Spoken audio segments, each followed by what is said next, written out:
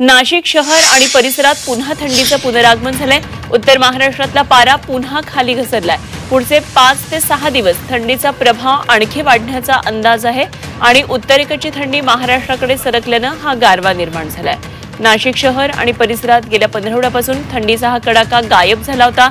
मात्र आता नवीन वर्षाला प्रारंभ होता शहरामध्ये थंडीचं पुनरागमन झालंय आणि बुधवारी रात्रीपासूनच हवेत गारवा निर्माण झालाय।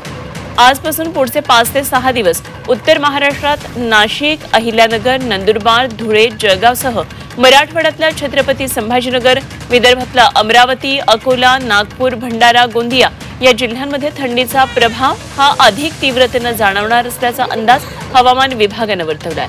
तर उत्तरेतली थंडी आता महाराष्ट्राकडे सरकलीये आणि हा गारवा निर्माण झालेला जाणवतोय।